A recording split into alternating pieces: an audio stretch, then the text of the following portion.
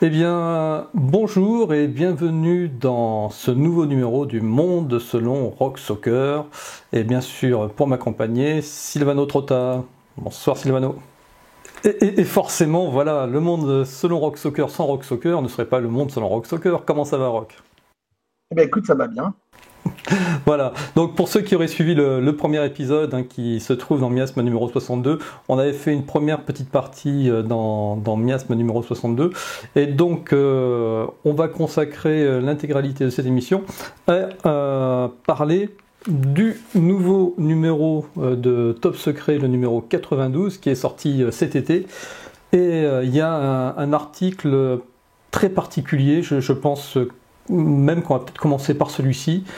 De ta rencontre rock avec un certain Tony qui t'a contacté, qui t'a, je dirais, fait miroiter cette fameuse pilule rouge pour passer de l'autre côté du miroir, qui a employé peut-être les bons termes pour t'attirer et il s'est passé voilà, une aventure assez exceptionnelle. Alors, cette rencontre avec Tony.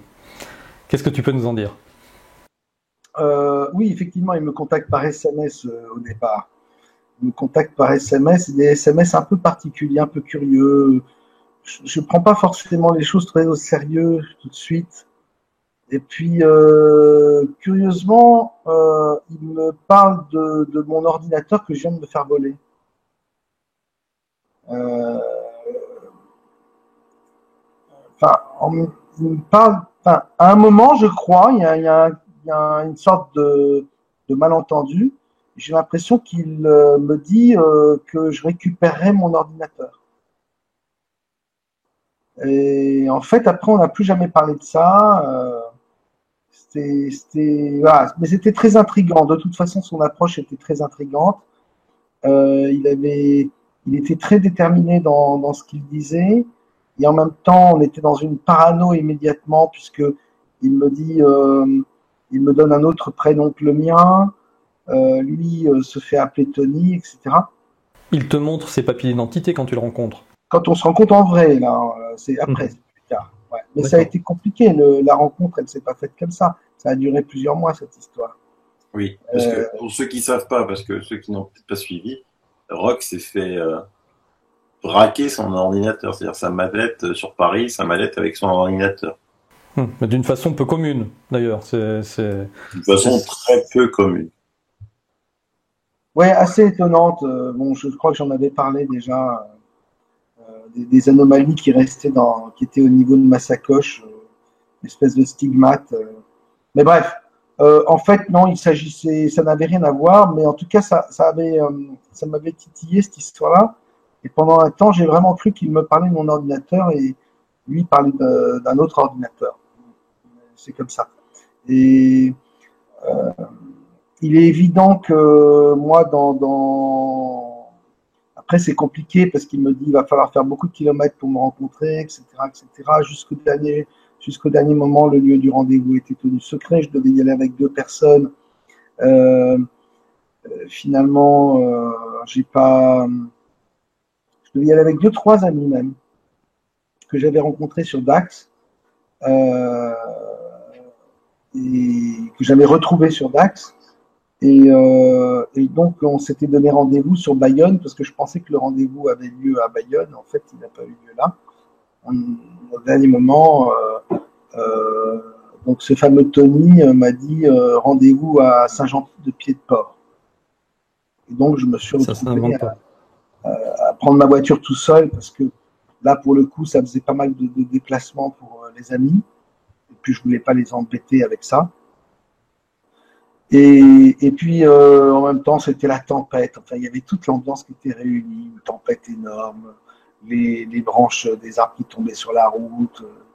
etc. Enfin bon, on était en plein, on était dans une espèce de truc un peu glauquissime, j'avoue, quasiment pas de visibilité, la ville de Saint-Jean-de-Pied-de-Port inondée sous la flotte, et on s'est retrouvé dans ces conditions-là. C'est un truc particulier. Donc j'y vais là. Simplement, moi, j'avais prévu quelques sécurités. Donc on s'est retrouvé. Effectivement, il me montre son passeport, il me montre sa pièce d'identité. Et puis on commence à engager une conversation. Et ce qu'il commence à me dire d'entrée de jeu est tellement,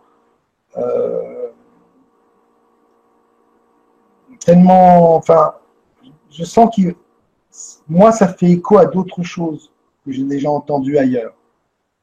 Et donc, je suis obligé de lui donner un certain crédit par rapport à des choses qui ont pu m'être révélées, entre guillemets, en toute modestie, en conversation. C'est ça, c'est de par ton expérience, tu arrives à recouper ce qu'il te raconte avec d'autres expériences, d'autres informations que tu as recueillies pendant des années, et tu arrives à déterminer que c'est pas quelqu'un qui a scénarisé toute une histoire. Exactement. Par contre, dans ce qui va, enfin, après on en parlera, mais le rendu final de l'interview, qui est déjà à 80% très pertinent. Il y a des choses que moi je ne partage pas du tout dans ce qu'il m'a dit, mais je ne vais pas tout mettre dans l'interview. C'est-à-dire que lui, quand je le vois, il va me donner les noms des lieux, il va me montrer la carte, il va me faire les croix sur la carte, les emplacements exacts, les noms de l'hôpital, les noms de la chapelle, les noms des personnes, etc. Tout ça ne sera pas diffusé dans Top Secret. Parce que il y a un moment, faut prendre ses responsabilités aussi. C'est-à-dire que sur une départementale où tu dis à tel endroit, il y a telle ou telle chose, si demain il y a 200 personnes qui se réunissent à l'endroit dit, et que derrière tu as un camion à 15 tonnes qui débarque, ça va être. Enfin, tu comprends la responsabilité que ça engage. Okay. Ou de dire à tel endroit, à telle chapelle, à tel truc, il y a un labyrinthe avec une base secrète et on y rentre de telle ou telle façon. Si je donne tout ce mode d'emploi, je veux dire, c'est la meilleure. Enfin, je veux dire, c'est la meilleure façon pour les gens qui se précipiteraient là-dedans d'avoir les pires problèmes. Mmh. Donc, ce que je veux dire, c'est que dans l'interview en lui-même, il n'y a rien d'éminemment précis de ce qu'il avance. C'est-à-dire que les gens vont pouvoir aller regarder un petit peu dans le coin, dans la région, se promener. En plus, c'est une très belle région, c'est une ville magnifique, une petite ville magnifique. Mais il n'y aura pas vraiment de danger pour eux, si ce n'est il y a juste 2-3 lieux qui sont un peu plus précisément donnés, notamment par rapport au chemin de Compostelle. Mais parce que l'intérêt, ce n'est pas ça, ce n'est pas de pouvoir aller se frotter à ces bases militaires secrètes qui appartiennent à des sociétés secrètes, etc. C'est pas le but. C'est un moment, faut être cohérent. Le but pour moi, c'était de comprendre la mécanique, la philosophie, les rouages, le fonctionnement pyramidal de ces sociétés. Et là, il en dit beaucoup, je trouve. Il en dit beaucoup. Il m'a appris des choses qui sont données dans cette interview. Moi, ce que j'ai évité à faire, c'est parce que ça engage ma responsabilité, c'est de mettre des informations qui pourraient mettre mes lecteurs en danger. Non, bien sûr, tu as bien fait. Alors, Sylvano, toi, tu l'as lu cet article ? T'en as pensé quoi ? Ça m'a fait penser un petit peu aux interviews de Mister X que Rock a déjà fait. De toute façon, Rock, il a une telle visibilité que les gens qui savent des choses et qui ont envie de parler, ils vont aller voir Rock, ils vont pas aller voir ailleurs. Et ils vont voir s'il a les tripes de venir les voir. Donc, moi, ça m'a parlé. Après, effectivement, comme Rock, il dit, j'aurais fait exactement la même chose que lui. Je vais pas donner les coordonnées exactes pour mettre les gens en danger. On a tous une responsabilité vis-à-vis de ceux qui nous lisent et puis des lecteurs du magazine Top Secret. Et il y a des choses qui me parlent dans cette interview et des choses qui me parlent un tout petit peu moins. Et comme dans tout, c'est exactement comme dans les interviews de Mister X, c'est la même chose. C'est sûr que ce Tony, c'est des choses. Ça, c'est quelque chose d'évident. Et je pense que Rock l'a ressenti lui aussi, parce que c'est vraiment également, on peut le dire, quelqu'un entre guillemets des black programmes, si tu veux.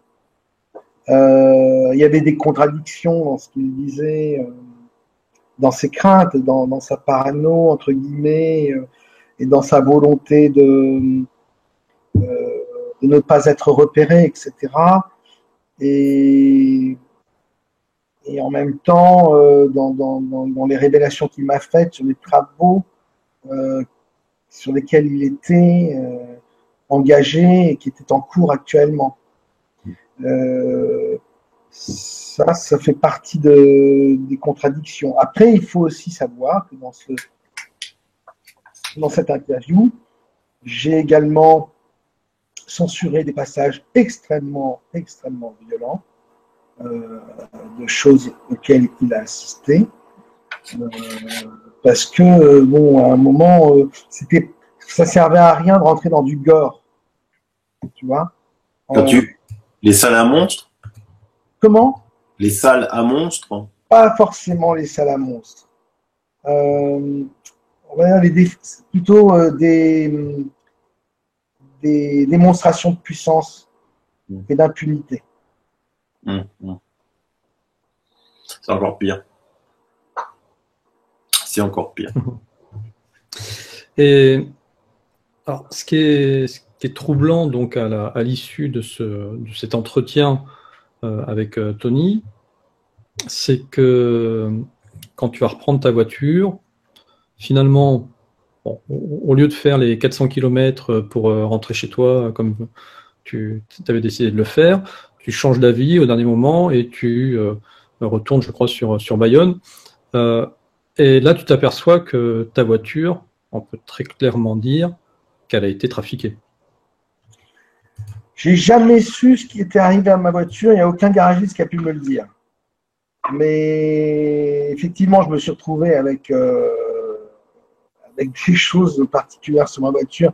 Alors moi, j'ai pas trop l'habitude de répandre ce genre de choses. C'est pas une nouveauté pour moi qui est des bizarreries, des concours de circonstances étonnantes, etc. Là, je l'ai fait, en fait, je me suis dit, je vais le faire. Pourquoi? Parce que j'ai pas mal de gens sur les réseaux sociaux, etc., qui disent, oui, Rock est forcément un Illuminati, un agent de l'ombre, sinon il serait mort, sinon il aurait des ennuis, etc. Je n'ai pas pour habitude, moi je fais pas des crowdfunding, ou je sais plus quoi, là, des Ulule ou des Kiss Bank à longueur de journée ou d'année pour demander à des gens qui sont déjà eux-mêmes en difficulté de me financer. Je ne fais pas ça, et de la même façon, j'ai une certaine dignité, on va dire, une certaine pudeur à parler de mes problèmes, des problèmes qui peuvent survenir dans ma vie, que ce soit, en tout cas, que ce soit dans le cadre évidemment privé, mais également dans le cadre professionnel. Donc, j'ai une certaine discrétion de toutes ces choses-là. Là, j'en avais tellement marre qu'on me dise il devrait déjà être mort ou il devrait déjà avoir des problèmes. Ben oui, évidemment, j'ai des problèmes comme tout le monde, comme tout un chacun, et puis des fois des problèmes encore plus bizarres. Voilà. Donc là, c'était l'occasion, mais pour moi, c'est vraiment cette petite aventure de cette voiture, je dirais pas sabotée, mais qui m'a permis de quand je fais la marche arrière, bon, il pleut encore, il pleut de nouveau quand je repars. Je vois qu'il y a sous ma voiture un tapis en plastique qui est là. Et je m'en étonne et je me dis, mais c'est bizarre parce que quand je me suis garé, il n'y avait pas ça. Je n'ai pas souvenir d'avoir vu ça. Et voilà, et puis la voiture, elle est marquée au cutter. Il me manque un. Là, en gros, la marque de la voiture marquée au cutter, quand même une croix, hein, c'est pas. Oui, puis t'as surtout un gros clou, un gros écrou dans le pneu. Oui, et puis j'ai la direction qui est morte, surtout la direction qui. Enfin, la direction, je sais. Je suis pas un mécanicien, donc je suis incapable de te dire exactement. Mais c'est ou la distribution, enfin bref, le truc entre les pneus qui pose problème et qui fait un bruit de plus en plus fort. Et depuis, voilà. Donc, après, j'ai dû prendre des dispositions. Mais alors, est-ce que tu penses que Tony est directement lié à ça, ou c'est quelqu'un qui surveillait Tony, qui en a profité du coup pour te faire peur? Je n'en sais rien. Moi, je vais te dire, à la limite, je pars du principe que c'est aussi un concours de circonstances. J'ai pu rouler sur un clou, enfin un gros clou, hein, un clou avec un écrou au bout et puis une rondelle.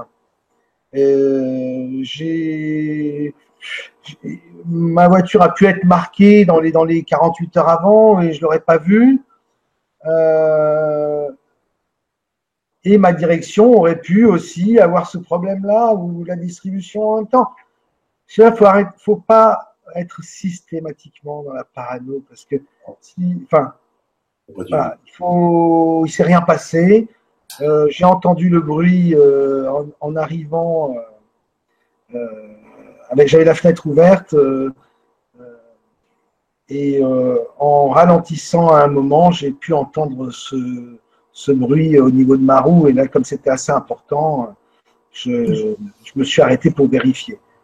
Voilà. Mais oui, on peut ne pas être parano. On est d'accord. Non, ouais, c'est trop facile. On est d'accord, tout est possible.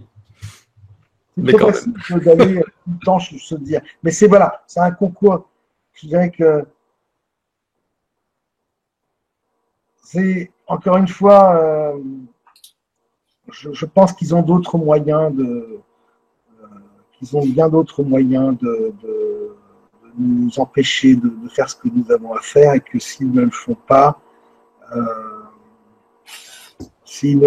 c'est qu'ils n'éprouvent pas, peut-être parce qu'on est justement un peu trop dans la vérité et que souvent il arrive des malheurs aux chercheurs de vérité qui sont sur des mauvaises pistes de façon à ce que d'autres se disent « Ah, c'est la bonne piste ». Je ne sais pas, hein, on peut réfléchir de toutes les façons possibles. En tout cas, est-ce que tu ne regrettes pas? Moi, je crains plus aujourd'hui, je crains plus les interventions des faux dieux, des sangs noirs dans le domaine de l'invisible. Hein, on pourra en reparler de ça, que celle et l'instrumentalisation de certains humains qui sont un peu trop faibles ou trop fragiles, qui sont tombés un peu trop bas vibratoirement, que à la limite des opérations, on va dire, mafieuses, puisque surtout là, ce serait pas malin, je traite justement d'un sujet comme ça, qui touche à cette mafia, ce serait pas malin de provoquer un accident. J'ai l'impression qu'ils ont d'autres moyens. Bien sûr. Alors, c'est une démonstration, mais en tout cas, voilà, c'était un truc, il ne s'est rien passé, je n'ai rien vu. Et, puis, et surtout, tu as quand même malgré tout fait une très bonne rencontre, un très bon article, et c'est vrai que ça faisait longtemps qu'il n'y avait pas eu d'article, on va dire live, comme ça, où on se retrouve mêlé à tes aventures finalement. Exactement. Exactement. Bah oui, parce que ça faisait quelques temps que je n'avais pas eu trop le temps d'écrire moi-même dans Top Secret, j'avais un peu levé le pied de ce côté-là. Et puis là, je m'y remets, j'ai un peu plus de temps, donc je retravaille sur certains sujets, sur certains dossiers. Et puis j'ai surtout aussi la chance, comme disait Sylvano tout à l'heure, d'avoir des personnes qui me téléphonent en toute confiance, en toute amitié et qui me font des révélations, qui me font part de leurs réflexions, de leurs questionnements. Et alors des fois, on a l'impression de changer le monde. Pourquoi je disais que c'est pas vraiment ces sociétés secrètes, je les inquiète pas plus que ça. Je vais vous dire en fait le fond de ma pensée, c'est que d'abord je ne touche pas à leur porte-monnaie ni à leurs affaires, je ne donne pas justement, je fais pas, je m'occupe pas de mafia, que ce soit politique ou autre, de trucs un peu trop sensibles. Nous, mon magazine est quand même un magazine qui traite des énigmes de l'histoire et de la science, donc je m'en tiens à cette ligne éditoriale-là. Et puis, il faut savoir que parmi ces groupuscules, il y en a beaucoup qui cherchent également, à connaître, à apprendre certaines choses de familles adverses, ou connaître certains secrets, et en ce sens, je leur suis bien utile. En tout cas, voilà, ça s'appelle Au-delà du voile de la matrice et c'est l'un des dossiers centraux de ce numéro 92. Alors, dans ce numéro 92 de Top Secret, il y a aussi un autre dossier ultra intéressant, c'est celui sur les entités parasites et les incubes. C'est Mireille Thibault qui t'a écrit cet article, Roch. Oui, absolument. Elle avait déjà écrit un article dans Top Secret il y a quelques numéros. C'est un auteur canadien qui est vraiment une femme qui est vraiment tout à fait passionnante. Puis elle est enquêtrice également. Elle est confrontée à ces gens-là. Elle reçoit ces gens-là. Là, on est dans l'ordre des parasites, quoi, hein, des entités parasites qui viennent parasiter des gens quand la porte est ouverte. À un moment, si ces personnes sont un peu vulnérables, si elles ont une demande, si elles ouvrent la porte, ça peut déboucher sur des conséquences assez dramatiques. C'est expliqué dans cet article, qui est un article qui expose un peu la problématique, qui donne des exemples très concrets. C'est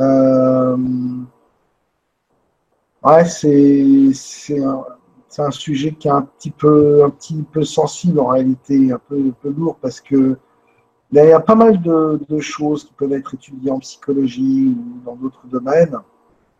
On se rend compte que l'intervention de l'invisible, qui représente en réalité, je ne sais pas loin de 90% à mon avis, des interactions et des motivations de nos propres comportements. Ces interventions-là, ces interactions représentent en fait une grande partie de ce qui va motiver nos propres comportements. Alors là, on est dans cette particularité des incubes, ça va assez loin sur le comportement des femmes, sur déjà les traumatismes qu'elles peuvent subir au moment de leur sommeil, mais ça peut aller bien au-delà encore. Toi, Sylvano, c'était un des articles qui t'avait passionné dans ce numéro-là, c'est ça? Ah, j'adore. J'adore parce que pour la simple bonne raison, c'est que on s'aperçoit que ça existe depuis la nuit des temps, déjà. Ces incubes et ces succubes, ça rejoint ce que j'avais dit dans ma chronique avec la paralysie du Libanais. Et je pense que quand on lit aujourd'hui tout ce qui se passe au niveau des enlèvements soi-disant extraterrestres et de ce qu'ils subissent, au Moyen-Âge, il y avait des incubes et des succubes. Aujourd'hui, c'est un petit peu différent parce que on est un petit peu moins religieux. Donc, c'était à l'époque, c'était de la démoniologie. Faut oublier que l'Inquisition a débuté sur ces faits. Et on a des traces écrites avec des preuves scientifiques de gens qui ont été soit possédés par des incubes et des succubes, des succubes, ce soit masculin, soit féminin. Et c'est juste hallucinant, quoi, de constater à quel point des gens pieux peuvent même devenir mystiques. Ils sont sous la complète domination de ces entités qui sont tous maléfiques. Ces entités, elles peuvent, pour peu que tu leur laisses un peu trop la porte ouverte, puis il y a des gens qui vont, notamment, pas forcément des médiums, mais aussi des médiums qui vont leur ouvrir la porte. Tu as également des chamans qui vont pouvoir ouvrir des vortex, hein, chacun son vocabulaire, qui ne sauront pas forcément les fermer. Et on a une espèce de pacte.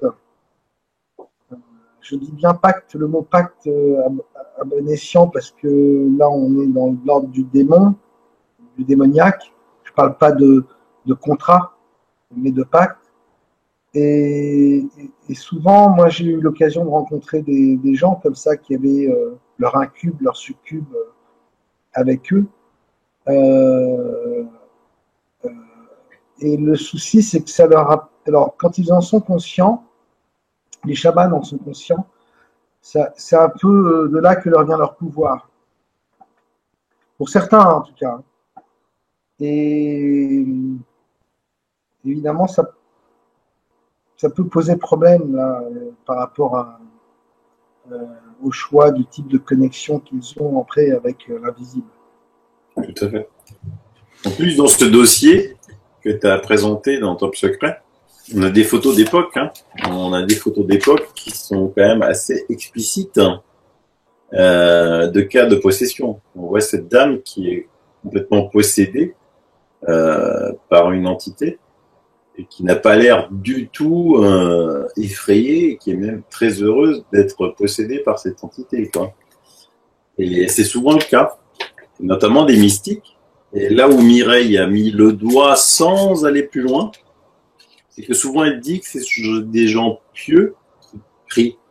Des gens pieux qui prient, qui sont attaqués par ces entités incubes et succubes. Et là, peut-être, je pense que Mireille aurait dû aller un petit peu plus loin dans son analyse et essayer de voir la relation qu'il y a entre prière et ce genre d'attaque.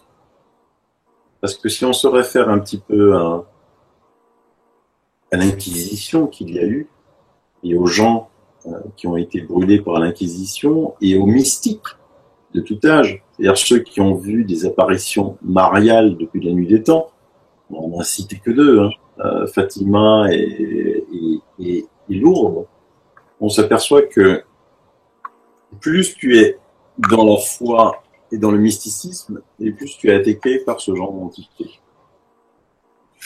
Et ça, c'est un fait historique indéniable.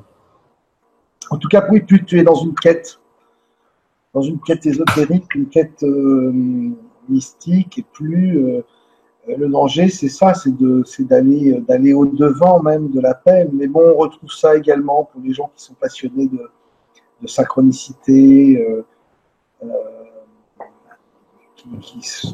qui sont passionnés de chiffres, qui vont aller chercher du sens dans les chiffres, mais aussi on va trouver ça chez les gens qui sont passionnés du langage des oiseaux, etc. C'est-à-dire qu'à un moment... Exactement. Toute forme de mysticité, quelle qu'elle soit, que ce soit la Vierge Marie, Jésus-Christ, le langage des oiseaux, les chiffres, la méditation, Ashtar Sheran, tout ce que tu veux, tous ces gens-là. À un moment, ça devient une obsession. Il faut, moi, y a une chose que je déplore en ce moment parce que il y a toute une il y a toute une ribambelle de personnes qui en parlent énormément. C'est un mot qui est devenu très à la mode et c'est le mot satanisme ou satanique. Alors maintenant, on met satanique à toutes les sauces. Il y a eu, c'est il y a quelques années, 3-4 ans, quelques personnes sur YouTube, des youtubeurs, comme on dit, qui se sont mis à faire des vidéos et puis à parler de satanisme, mais sans vraiment l'expliquer véritablement. Et ce qui fait que ce mot devenu à la mode, qui va toucher le domaine des reptiliens, le domaine des élites, etc., perd complètement, il a galvaudé ce mot. Il a perdu de sa substance. C'est-à-dire qu'on va dire les élites font des rituels, on va nous dire oui, ça c'est satanique, ou tu es satanique, ou, etc. Parce que tu portes des chaussures rouges et un pantalon noir, alors tu es satanique. Tu as choisi le logo de telle chose, c'est une étoile, même si l'étoile est dans le bon sens, tu es satanique, etc. Et on va utiliser ce mot à tort et à travers en oubliant le sens profond et l'importance profonde et l'implication que ce mot a en réalité sur le monde dans lequel nous vivons. Et ça, c'est vraiment, vraiment, vraiment déplorable. Ouais. C'est-à-dire que quand on parle des réseaux pédophiles, par exemple, et qu'on parle de réseaux pédophiles sataniques, on ne commande pas au-delà. On ne parle pas de l'objectif de la chose. On se dit, ces gens-là se réunissent, font des rituels, on vous explique ça, avec des sacrifices humains, etc. Mais et donc c'est satanique. Mais ça ne va pas au-delà. En tout cas, moi, j'ai jamais entendu quelqu'un parler des implications que ça. Nous sommes aujourd'hui dans un monde satanique, et c'est important d'expliquer pourquoi et comment ça marche. Il ne s'agit pas de uniquement dire il y a des réseaux pédocriminels qui font des rituels sataniques. Bon, alors ils prennent leur pied à faire des rituels sataniques en même temps qu'ils torturent des enfants. Quelle horreur! Mais on en perd l'objectif. Nous savons, je l'ai dit de très nombreuses fois, que nous sommes que nous sommes sous hypnose. Nous sommes sous l'hypnose des médias, de la télévision, de l'Internet, etc. Nous sommes des créatures particulièrement conditionnables, manipulables, programmables. Nous sommes des unités de programme, si on veut parler en termes informatiques, dans un programme global. Moi, ce que j'ai envie de dire pour alerter un peu les gens, c'est d'expliquer que oui, nous sommes dans un monde satanique. Très probablement, très sûrement, il y a des rituels sataniques au plus haut niveau des États.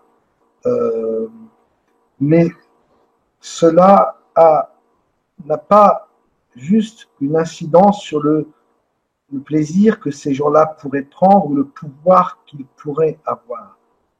Penser ça, c'est faire une erreur, c'est faire, si tu veux, la moitié du chemin. En réalité, nous sommes sous hypnose par les médias, mais la population entière, qu'elle soit la population française, c'est vrai qu'elle a été chargée du temps dans les années 80, mais puis même avant, et qu'elle continue d'être chargée pour des raisons historiques, pour l'importance que le peuple français, par son esprit, peut avoir dans le dénouement de l'histoire au moment où l'hiver approche. Nous ne sommes pas seulement sous hypnose, nous sommes tous sous magie noire aujourd'hui, il faut bien le comprendre. C'est-à-dire que ces rituels dits sataniques, ce monde satanique, il a pour objectif de conditionner le comportement, notre programmation et de mettre en confusion nos consciences. Il a pour objectif tout ce programme satanique engagé par ces puissantes sociétés secrètes, qui sont vraiment secrètes, celles-là, et pyramidales.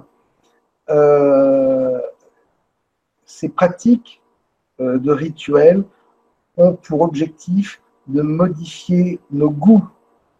On est en réalité, on parle de MK Ultra, de Monarch. Ce sont des personnes individuellement qui sont ciblées, créer des esclaves sexuels à travers cette magie. Souvent, ils n'en sont même pas conscientes. Elles passent un pacte avec ces incubes ou ces succubes sans le savoir parce qu'elles pensent prendre des raccourcis ou autres, ou parce qu'elles sont droguées, etc. On parle du programme Monarch pour créer du programme MK Ultra pour créer des tueurs aux ordres qui ne sont pas non plus forcément conscients et qui vont fonctionner au mots-clés. D'accord? Eh bien, il faut que vous compreniez. Et alors, ces programmes-là utilisent l'hypnose, utilisent les drogues, utilisent également la magie noire. C'est bien connu. Il faut maintenant comprendre que la population entière subit en fait le même système, le même programme, mais à une échelle plus globale, à travers ces fameux rituels sataniques. Donc, quand on dit satanique, tu es satanique, machin, tu portes une tenue rouge, tu es satanique, on est vraiment dans. On tombe dans justement, dans l'effacement de la gravité de la situation dans laquelle nous nous trouvons. Il faut bien comprendre que la population mondiale tout entière, et en fonction de certaines nations, c'est plus grave que dans d'autres, nous subissons les drogues à travers l'alimentation, à travers ce que nous respirons, etc., ce que nous buvons. On va donner l'exemple connu du fluor, qui était dans les camps de concentration, qui est en fait du Prozac. Je crois me souvenir, je ne suis pas chimiste, mais c'est la même formule chimique, grosso modo, donnée dans les camps de concentration pour que les gens se tiennent à carreau. Nous sommes drogués nous-mêmes constamment dans notre alimentation. Vous croyez que c'est uniquement, tu croyez que l'agroalimentaire va donner des produits juste pour s'en débarrasser, une façon de se débarrasser de ces produits-là à l'échelle planétaire et infinitésimale pour ne pas avoir à recycler ces produits, on nous les donne. Non, c'est un empoisonnement, c'est une drogue qui est donnée à travers ces produits chimiques particuliers. De la même façon au niveau des chemtrails, de ce que nous respirons, etc. Donc il y a cette partie drogue et il y a évidemment la partie hypnose. Ça, c'est les médias qui s'en chargent. Et il y a la partie magie noire qui est très puissante et qui se trouve très certainement à des tas de niveaux chez nos élites, malheureusement. On a l'exemple du Pizzagate, on a l'exemple de ce qui est en train de déferler en ce moment sur Hollywood. Il y a 2 ans, c'était en Angleterre. Ces rituels procèdent d'un programme qui n'a pas de nom, qui ne s'appelle pas MK Ultra, qui ne s'appelle pas Monarch. C'est un programme qui vise à rendre docile la population mondiale tout entière pour nous amener à la mondialisation. Et c'est certainement en combinant ces 3 facteurs, et peut-être d'autres encore que j'ignore, et en tout cas avec le facteur média par exemple, et en donnant des phrases clés ou des mots clés, qu'une population qui tout d'un coup détestait telle ou telle chose, ou le contraire, va tout d'un coup voir son penchant se tourner et va tout d'un coup avoir de la sympathie pour telle ou telle personne qu'elle détestait. On a vu ça notamment lors de la seconde élection de François Mitterrand, par exemple. François Mitterrand, je suis bien placé pour le savoir, à l'époque, pour l'Idio International, j'avais fait un grand sondage où je demandais aux Français que je croisais dans la rue qui était le roi des cons. Croyez-le ou pas, on était en 86-87. Quand on posait cette question, moi, j'étais pas du tout politique, hein, c'était vraiment pas ma tasse de thé. c'est Jean Edern qui avait eu cette idée-là. Il m'avait demandé de faire ça. Je trouvais ça un peu galère parce que je me prenais pour un grand écrivain et de faire un sondage. Bon, même si j'avais 20 ans, c'était un peu, ou 22 ans, 23 ans, c'était un peu humiliant pour moi. Mais j'avais un putain d'ego comme ça. Et, et, et c'était Mitterrand qui sortait en tête, mais largement. Qui est le roi des cons? Mitterrand, à l'époque. Et un an plus tard, il était élu au suffrage universel. Il faut vraiment prendre conscience de ça. Quand on utilise le mot satanique, comprendre que, en fait, les implications réelles qui se cachent derrière tout ça, et que ces rituels, c'est pas juste un plaisir ou juste un pouvoir individuel que ces gens-là voudraient obtenir par des entités invisibles qui sont les faux dieux.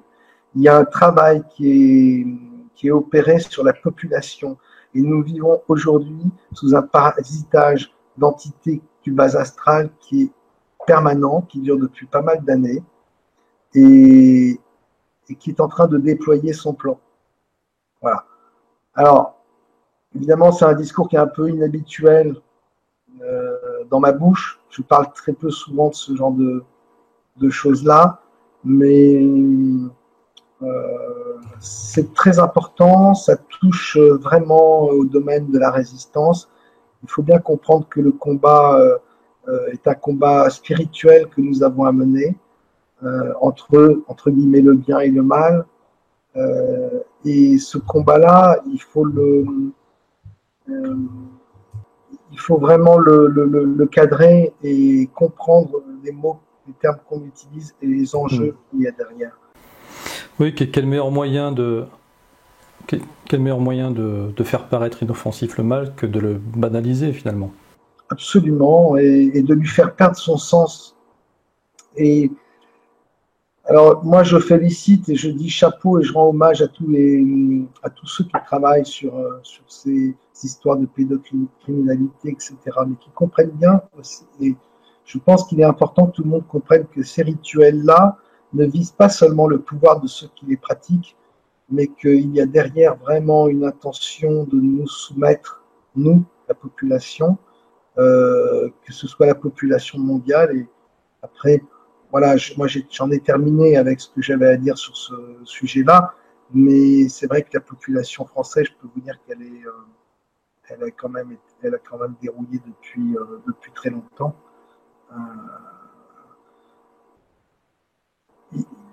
Prenons-en conscience dans un premier temps. Moi, je dis bravo à ce qu'a dit Roch, avec le fait qu'aujourd'hui, effectivement, les satanistes sont au pouvoir, faut en être conscient. Mais par contre, il ne faut pas rentrer dans l'excès. Je disais en plus, pas plus loin qu'hier, Antoine, par message, par message, c'est une sacrée synchronicité. Je commençais à avoir une vague qui se propage en ce moment sur Internet et sur les réseaux sociaux, où n'importe qui, n'importe quoi, qui fait quoi que ce soit, c'est un pédosataniste, c'est un pédocriminel. Ah oui, tout à fait, Sylvain, on est tous passés par là. Moi, j'ai été traité de sataniste des dizaines de milliers de fois. C'est-à-dire, là aussi, c'est-à-dire qu'il y a, par cette magie noire, par cette hypnose, et par cette confusion dans laquelle on nous entraîne, il y a, comment dire, une absence de plus en plus totale de discernement dans le milieu même de ceux qui sont, on va dire, en tentative d'éveil et chez les chercheurs de vérité. Et le fait, les divisions que je vois,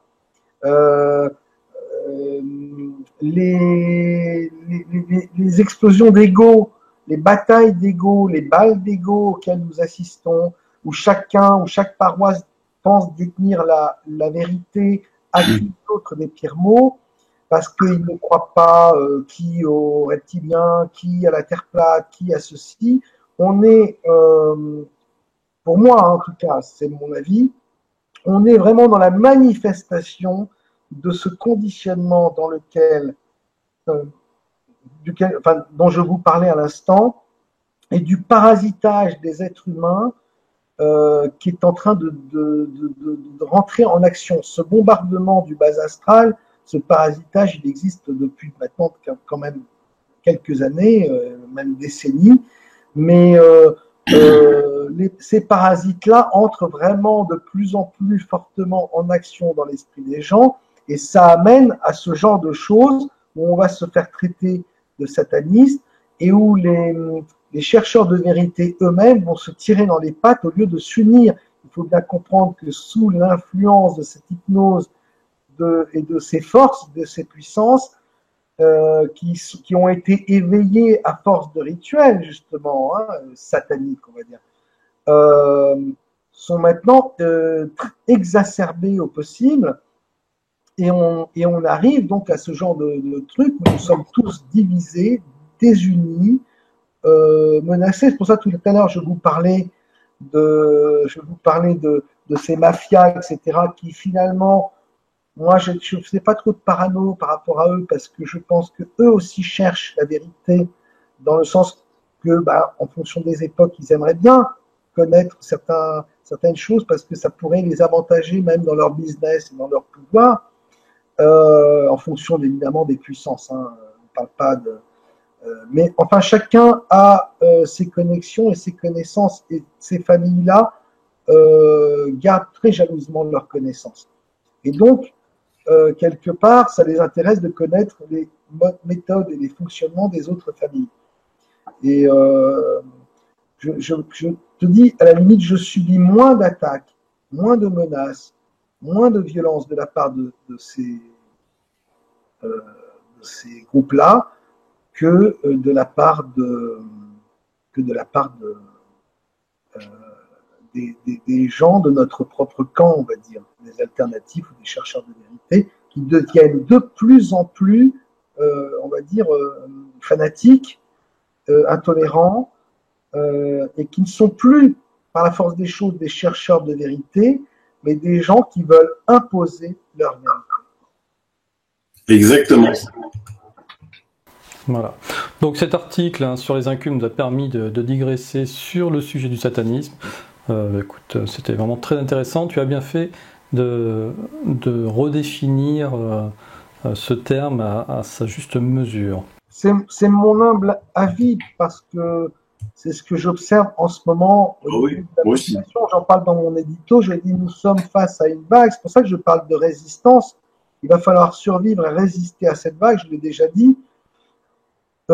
On est, si on veut comparer ça d'un point de vue informatique avec le film Matrix, on est au moment où l'agent Smith a trouvé le moyen de se dupliquer dans la matrice. Et nous avons, alors, donc maintenant en termes plus astral et autres, c'est le parasitage d'entités plus ou moins puissantes qui viennent prendre possession de certains esprits, et ça se multiplie, et ça devient exponentiel, ça devient même vraiment dangereux pour nous tous. Oui. Alors on parle de Matrix. On arrive au dossier super de Jean-Pierre Couvent, du lapin blanc à la pilule verte. Oui, effectivement. Effectivement, c'est un très bel article, un très beau dossier de Jean-Pierre Couvent sur en fait les implications de la matrice, et puis il met en exergue le fait que pilule bleue, pilule rouge, on reste toujours dans la matrice. Là, on le voit bien dans le film, quand Neo sort de son cocon, en fait, il atterrit dans un monde qui ressemble plus ou moins au nôtre, finalement, et finalement, il pourrait se poser les mêmes questions que nous nous posons nous-mêmes, à savoir qu'est-ce que nous sommes venus faire là, où sommes-nous exactement, que devons-nous faire, quelle est notre tâche, notre mission, et cela n'est-il pas encore une fois une illusion? On rentre dans les histoires de poupées russes. Et ce qu'il met en évidence à ce moment-là, il va parler de la pilule verte, qui est une autre approche pour sortir de la matrice, en fait, en rentrant dans une quête de la connaissance de soi-même. Exactement. C'est vraiment un super dossier. Moi, j'ai eu beaucoup de plaisir à le lire. Il est extrêmement bien fait. Et j'adore ce garçon. Et je conseille vraiment à tous de lire ce dossier fantastique dans le dernier Top Secret. Absolument. Ouais, mais c'est vrai que c'est un numéro qui est, je dois dire, qui est assez riche de surprises, de révélations, et puis assez audacieux. Alors, osé, audacieux, on tombe sur les révélations d'Arthur Matthews, le disciple de Nikola Tesla. Alors, c'est sûr que Arthur Matthews était le disciple de Nikola Tesla, il l'a suivi toute sa vie. Mais alors, ce qu'il raconte, à l'âge à 73 ans, 77 ans, avec la venue des Vénusiens et le fameux, comment il appelle ça, le Teslascope, un appareil construit à partir des plans de Nikola Tesla destiné à capter les transmissions venant d'un vaisseau spatial extraterrestre. Là, j'ai un peu de mal. Après, là, on est dans un dossier sur les contactés, comme il y en a de temps en temps dans Top Secret. Et vous savez que Top Secret a pour vocation de toucher à toutes les sensibilités de ses lecteurs. Ouais, par contre, je tiens à dire que l'auteur de l'article, Yann Vadnais, met très bien les barrières à chaque fois en posant des questions. Est-ce que ça peut être vrai? Est-ce que ça peut pas être vrai? L'article est vraiment superbe de ce côté-là, quoi. C'est pas un illuminé qui parle. Non, c'est un auteur canadien, il connaît très bien le sujet. Il y a un livre, le livre est sorti donc au Québec. C'est vrai que quand on voit la photo de Matthews et qu'on voit à côté la photo de Tesla, alors est-ce que c'est une sorte de mimétisme d'ADN? Mais quand on voit les deux hommes au même âge, c'est impressionnant. Parce que la révélation, en fait, bon, pour ceux qui ne s'intéressent pas trop aux histoires de contactés, puisque le discours est quasiment le même que celui de tous les contactés de l'époque, c'est-à-dire un discours plutôt écolo, anti-atomique et compliqué. On sort. Il y a quand même la révélation. Allez, ici la photo, les deux. Nikola Tesla d'un côté, Andrew Matthews. Voilà, avec ce courrier de Tesla fêtant l'anniversaire de Matthews, ouais. Ou lui écrivant le jour de son anniversaire, je ne me souviens plus exactement. Toujours. Voilà, ce qui est suggéré et puis ce qui est plus ou moins même affirmé, on va dire, c'est que Tesla serait en réalité le père naturel de Matthews. Il y a aussi une autre révélation sur le fait que Tesla aurait fait ses premières expériences sur le continent américain, au Canada. Au Québec, oui. Alors ça, effectivement, je ne savais pas du tout, quoi, hein, parce qu'il y a effectivement des photos disent que un village à proximité du lac Édouard, au Québec. Donc il y a une photo dans ton magazine photographiée vers 1910. Alors, on ne sait pas tout, hein. Tu vois, on a encore des choses à apprendre. Donc là, connaissant le sérieux quand même de Yann Vadnais, je pense que déjà cette information, il l'a vérifiée. Donc ça, c'était vraiment un scoop. Hein. Même moi, qui suis Nikola Tesla depuis la nuit des temps, je ne savais pas du tout qu'il a été au Québec. Ça a été écrit nulle part dans sa biographie. Dans tous les livres que j'ai lus de Nikola Tesla, et j'ai même mention du Québec. Et là, effectivement, avec cette filiation est quand même très surprenante. Oui, tout à fait. Avec cette machine que le Tesla, je ne sais pas quoi. Teslascope. Le Teslascope. Et c'est avec ce Teslascope que Matthews contactait ces fameux extraterrestres de je ne sais plus où. Bref, il est clair que c'est ce début du XXe siècle, avec Tesla, Edison, etc., a pu déboucher sur énormément de surprises qui nous ont été cachées depuis fort longtemps. Il faut bien comprendre que l'humanité, l'être humain, a très peu de mémoire. Mais vraiment, quand je dis très peu de mémoire, on pourrait penser que d'un point de vue global et collectif, nous avons presque une mémoire immédiate, uniquement cette mémoire immédiate, et que dès que on s'enfonce dans le temps, on oublie énormément de choses et on peut nous faire croire énormément d'autres choses, et qu'il est très difficile de remettre les pièces du puzzle au bon endroit. Tout à fait. Moi, il y a une phrase qui m'a surpris dans tout ce gros dossier qui est épais, hein. C'est en disant qu'une fois que Tesla est venu rencontrer Matthews au Québec, il était venu avec une machine qui était censée créer un rayon de 48 000 kilomètres.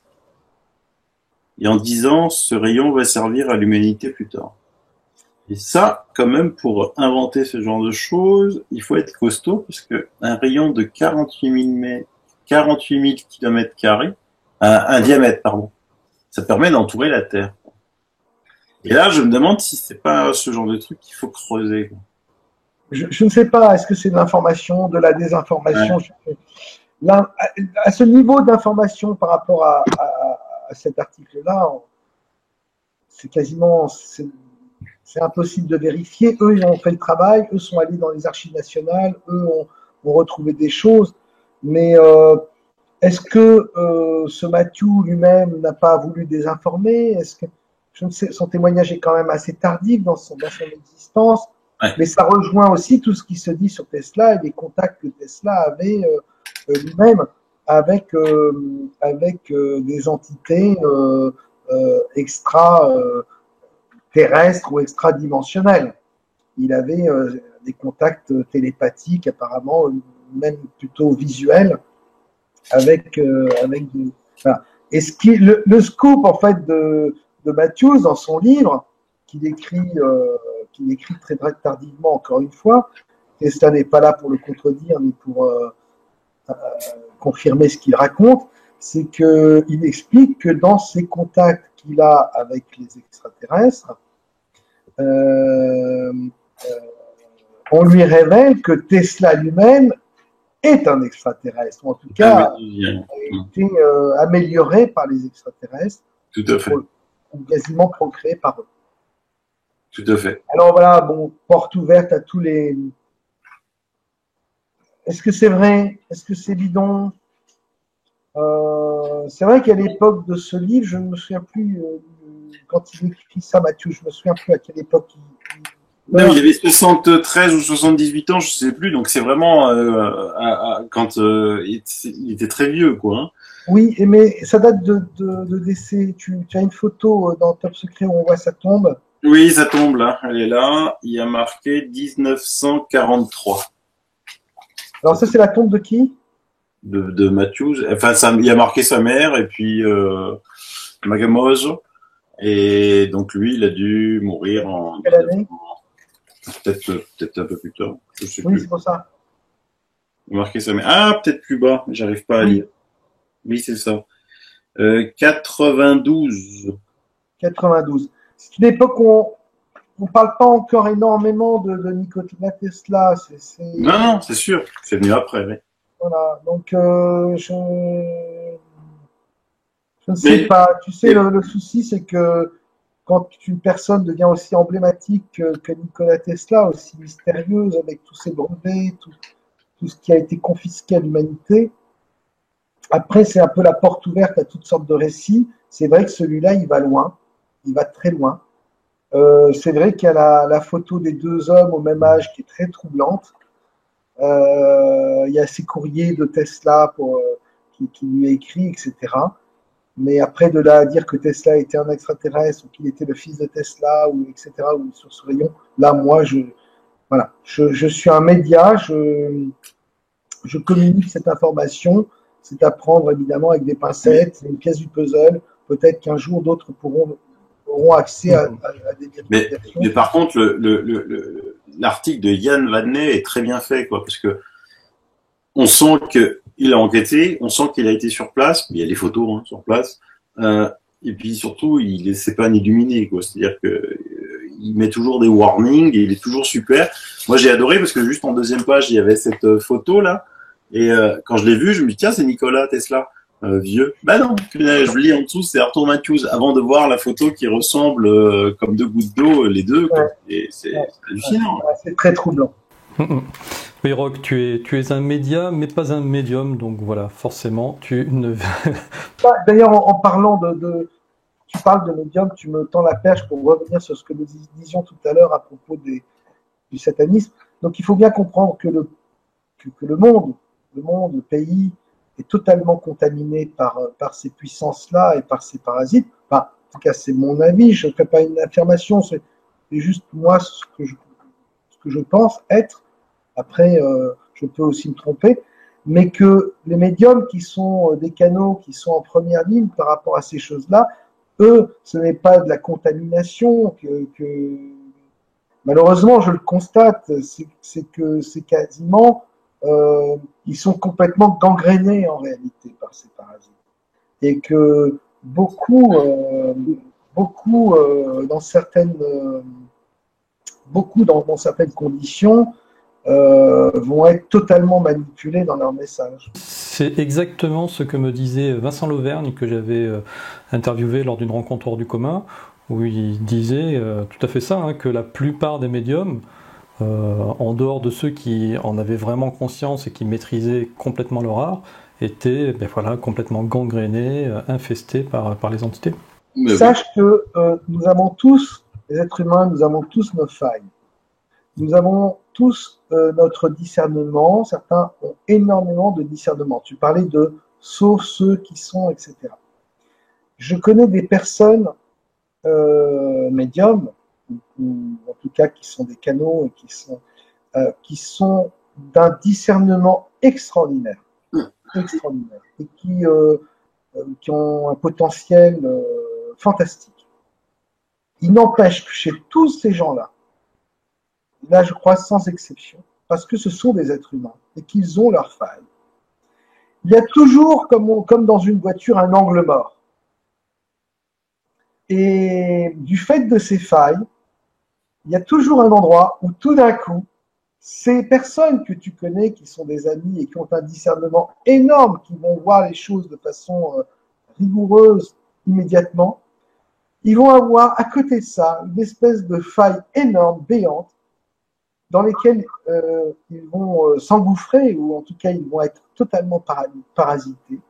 Et moi, je sais que parmi les gens que je connais dans ce milieu-là, et parmi les plus compétents, ceux qui sont les plus fabuleux, les plus formidables possibles, les plus honnêtes, les plus sincères et les plus talentueux possibles, c'est curieux parce qu'il y a toujours un endroit, une particularité, où alors ils vont être totalement manipulés et manquer entièrement de discernement. Je ne sais pas si Sylvano, tu peux confirmer ça, mais je suis...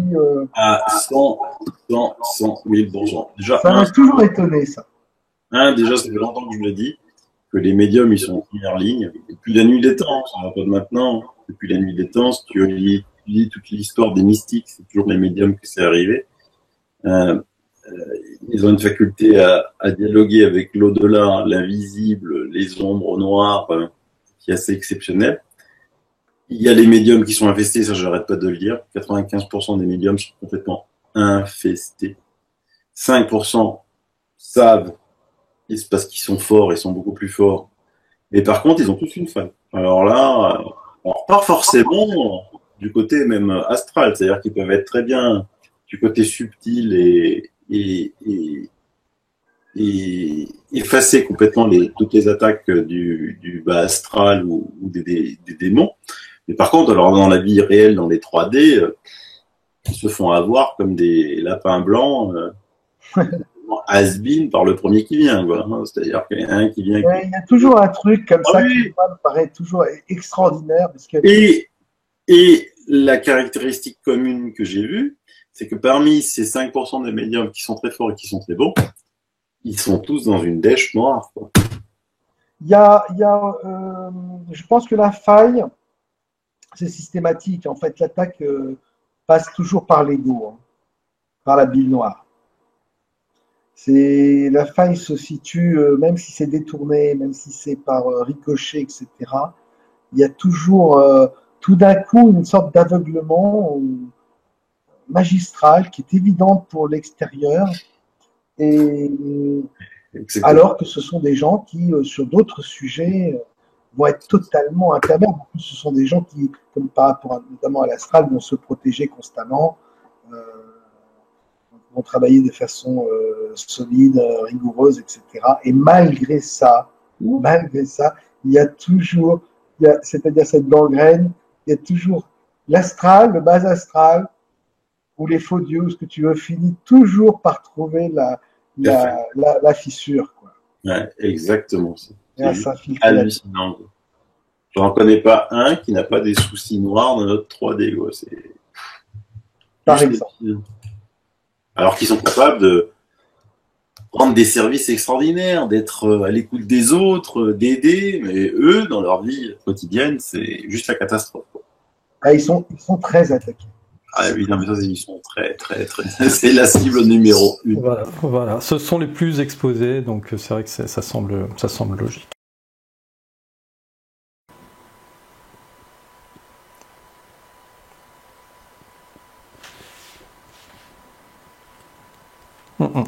Ok.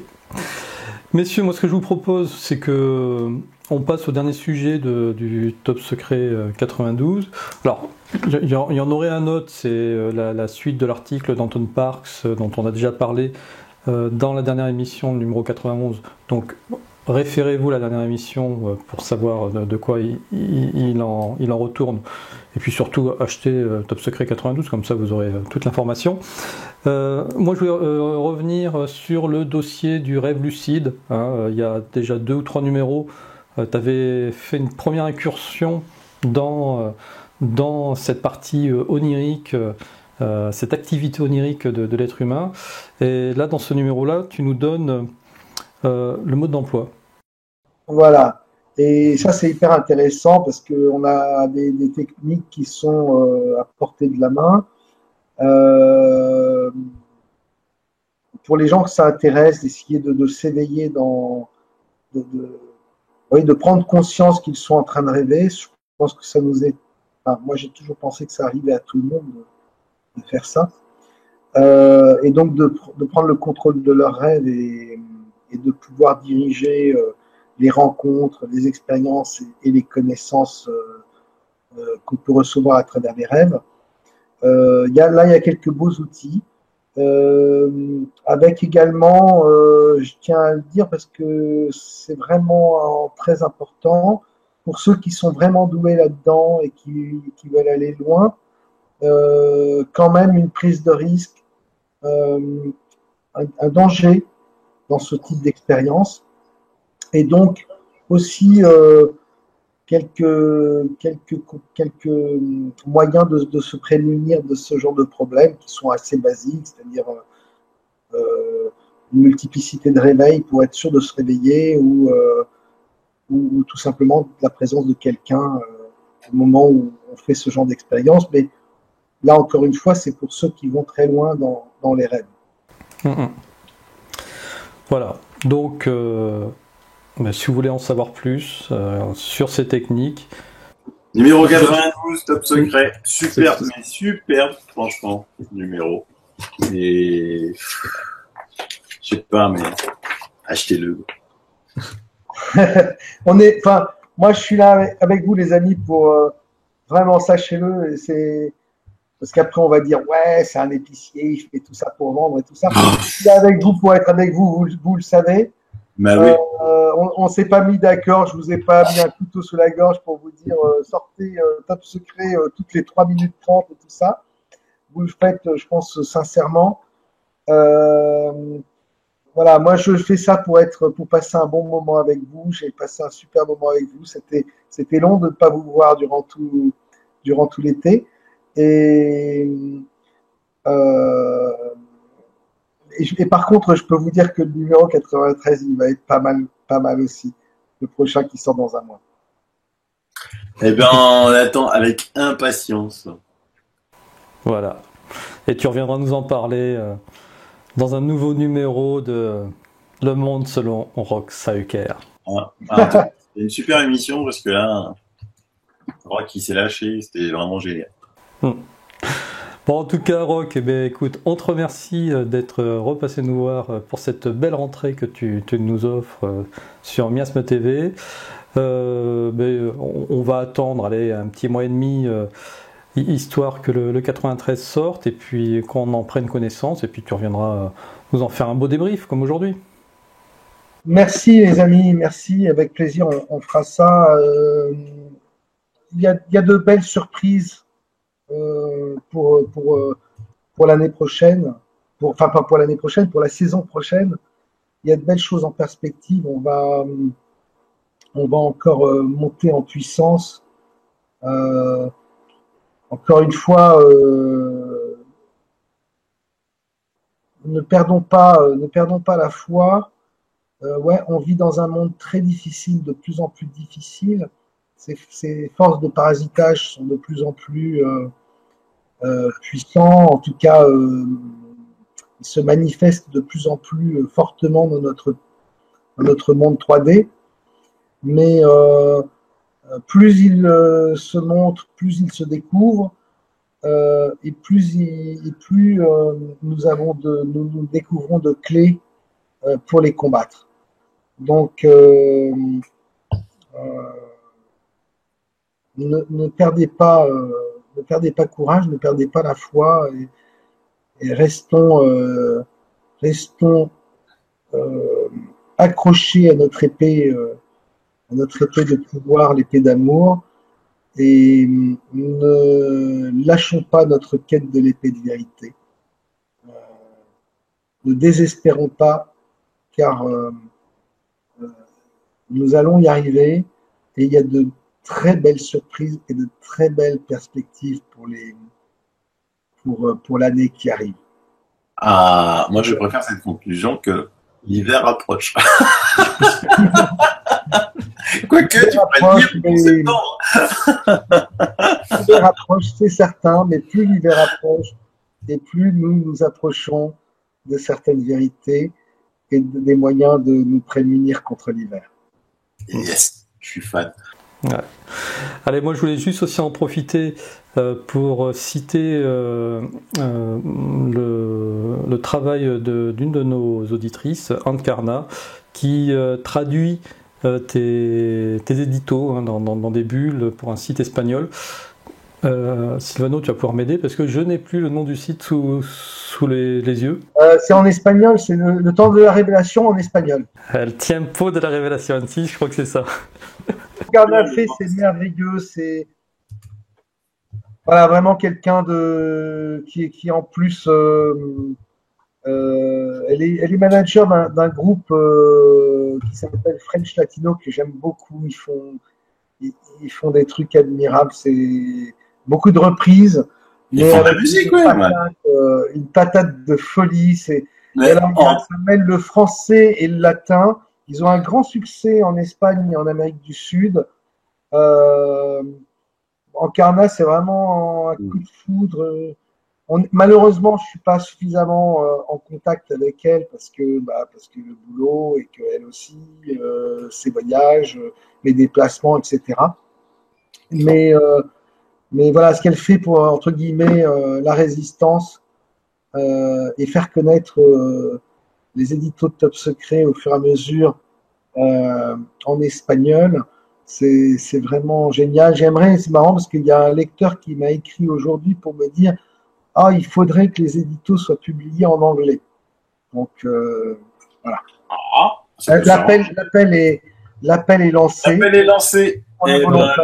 Mimi Pinson, je te lance un appel. Pour faire The Time of the Revelation. Voilà. On y va.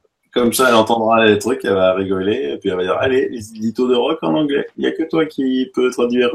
Après, on fédère des équipes. Il y a potentiellement plusieurs personnes qui peuvent s'en occuper, mais par contre, c'est clair qu'il faut quelqu'un pour centraliser tout ça. Comme ça. Mais pour en revenir à Encarna, c'est juste une femme exceptionnelle, fantastique, merveilleuse, avec une voix fantastique. Et parce que justement, elle chante, il faut le savoir. Et puis il faudrait qu'on l'invite, hein, mon petit Antoine. On l'a pas invité en Karma. C'est pas... Ça manque. Si, on l'a déjà invité, rappelle-toi, dans un édito de Miasme, et en plus, notre ami Margré, Oui, Malgré la d'autres émissions avec elle qui sont juste... oui, c'était dans l'édito où Marc, oui, avait fait, ouais. Et autant pour moi, j'ai rien dit.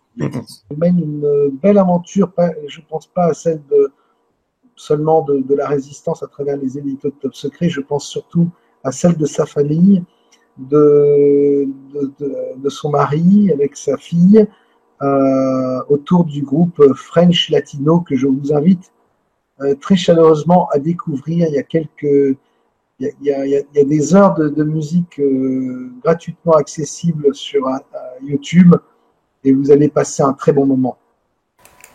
Eh bien, on va se quitter sur ces airs de French Latino. Et puis, on se dit au revoir. Et puis, à très bientôt, monsieur Roxahuker. À très bientôt, monsieur Antoine, monsieur Silvano. Je vous embrasse très fort. Et comme diraient les autres, on lâche rien. C'est pas qu'on lâche rien. On reste à la barre et puis on continue le boulot. Et puis un petit coucou à tous ceux qui veulent mettre des bâtons dans les roues entre Rock et moi. Il n'y a pas un papier de cigarette qui peut s'y opposer. Ciao, ciao. Allez, no pasaran. Salut.